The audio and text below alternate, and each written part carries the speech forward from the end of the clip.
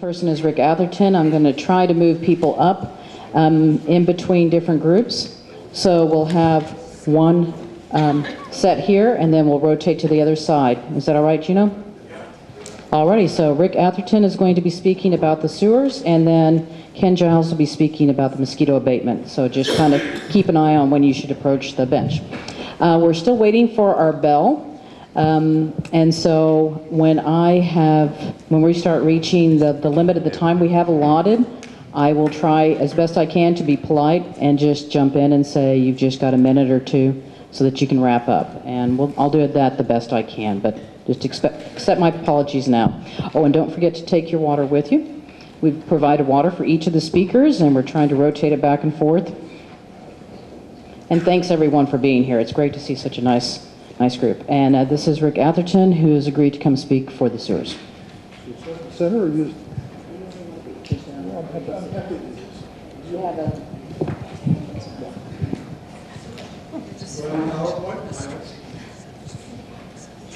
Is this working? Sure is.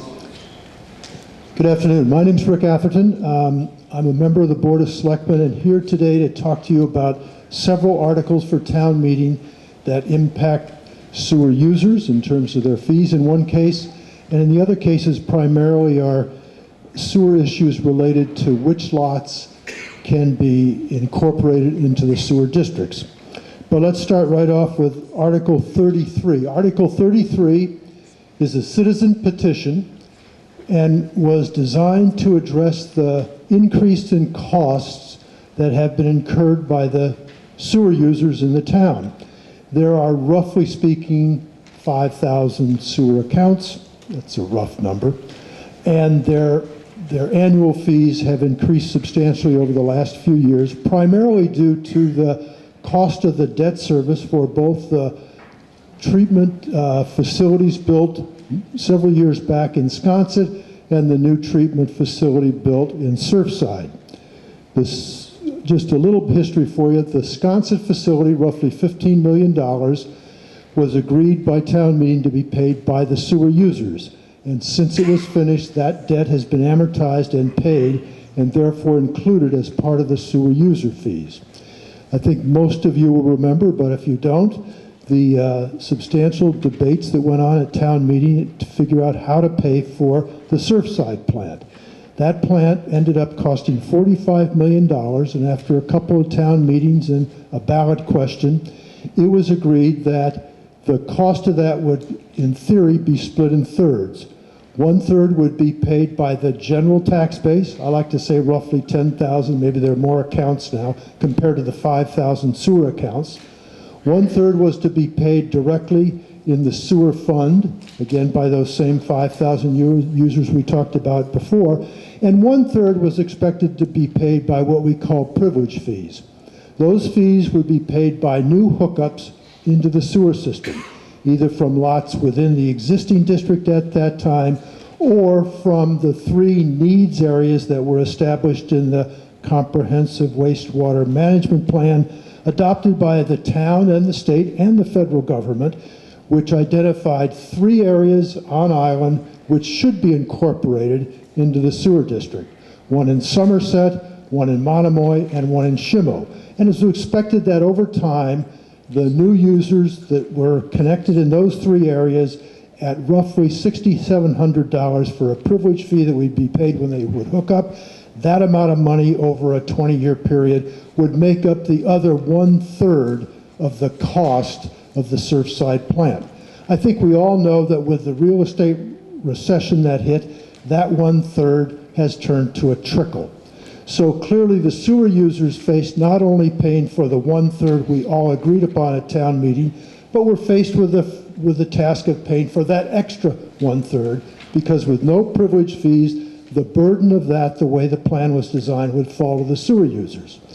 The article specifically authored by a citizen was to transfer all the debt service, the part in the sewer fund and the user fee, to the tax base. In a series of what's called negotiations, discussions about what might really be the fairest way to treat this, it was agreed upon that we would develop a formula where the shortfall in the privilege fees, or roughly 1/3 of the 45 million in Surfside, we would ask the general tax base to pick up the cost of that. So that would be transferring roughly, let's just pick a number, $1 million of debt service from the sewer, from 5,000 sewer accounts to 10,000 real estate tax-paying accounts. In addition, once we were addressing that, it was felt fair to look back and address how we pay for the Sconset facility. Maybe we ought to treat that facility in the same way we had agreed to treat the Surfside facility in this amended article. So it was developed that the amended recommendation, which has been agreed upon by the sponsor, by the Finance Committee, and the Board of Selectmen, is to ask town meeting to approve a change in that formula so that approximately $1,260,000 of debt service, as I read the number prepared by the Finance Department, would be transferred from the sewer fund to the tax base. That requires a vote of town meeting. It requires a vote at the ballot, because that $1,200,000 would be covered by an override, so that the tax base each year over the 20-year life of those bonds would be asked to come up with that additional amount of money. For a $600,000 house assessed value with a residential exemption, the increased cost to a taxpayer is about $47 a year. But as we all, I think, know, there are lots of assessed values out there. There are lots of different ones. You can double that based on what your house might be worth. And so I sort of think a simple way to think about it is that 10,000 real estate accounts, $1,260,000, it's on average, whether you're higher or lower, say $125 per year over the life of the bonds. That's only part of the equation. The other part of the equation is how much will the average sewer bill be reduced. So one way to think about it again is if you use 5,000 accounts, it's roughly half or double. Their reduction in the sewer bill would be roughly, let's say, $250, just to take a number. These are just hypothetical numbers for you, but it gives you a sense of the impact of what this article is trying to do. It's trying to save the sewer user, let's say $250 on average per year, and spread that over the whole tax base for $125 per year. And the hope is that most of our citizens will find that an equitable deal, equitable arrangement to pay for the shortfall in new connections due to the recession we have in real estate. So that's the short version of Article 33. The next article we're asked to address is Article 72, and it's sort of compatriot Article 73. Article 72 was submitted by the Board of Selectmen, and it's an article that asks town meeting to give permission to the Board of Selectmen acting as the sewer commissioners to incorporate parcels that exist today within the 3 needs areas into the sewer district without coming to town meeting.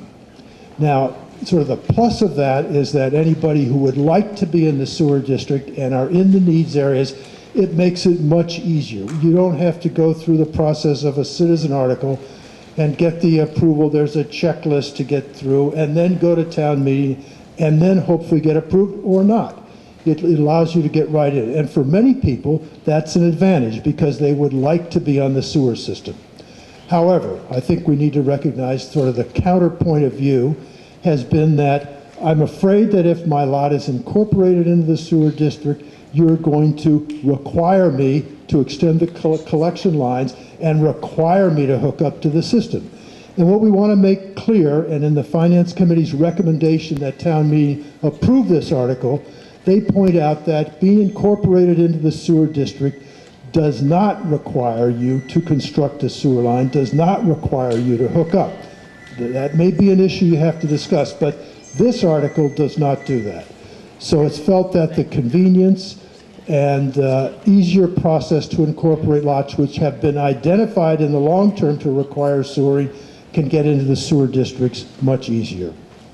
Article 73 is a longer article, was designed that if Article 72 does not pass, and it is desired to bring the lots in what we say is the Monomoy needs areas. I think we all have an impression of what Monomoy is, but I think we should also recognize there's been a fair amount of discussion that some houses identified specifically or lots within what we call the Monomoy needs areas might be in what some people think is Shimo or Shakamo. But nevertheless, there are certain identified lots, and the intent here was to have an article that would incorporate those lots into the sewer district.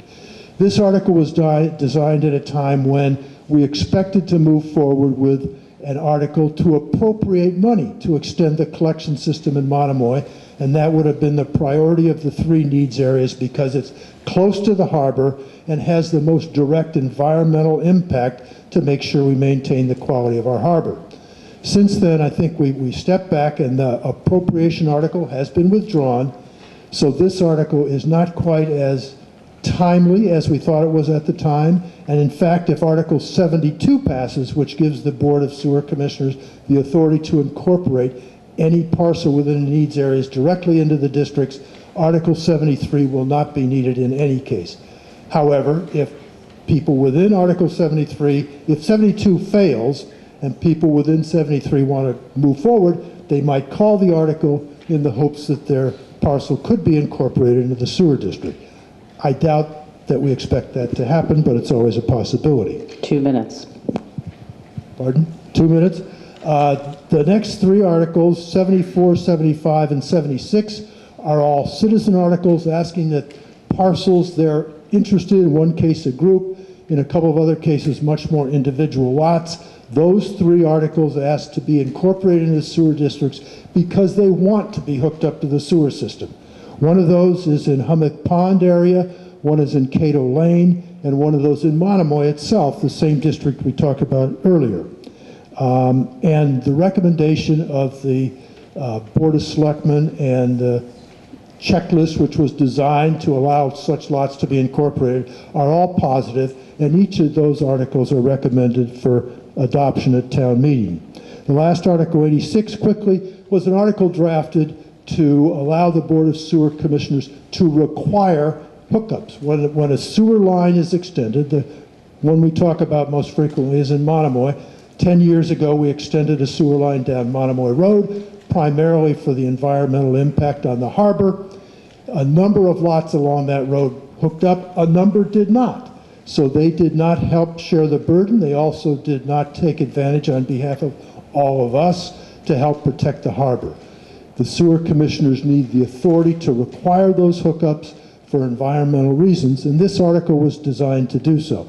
Subsequent to the article being incorporated into this year's warrant, it was realized that the Board of Health already has an existing regulation giving the Board of Health the authority to require any lot they so designate to hook up. So Article 86 is not recommended for passage and hopefully will be passed over.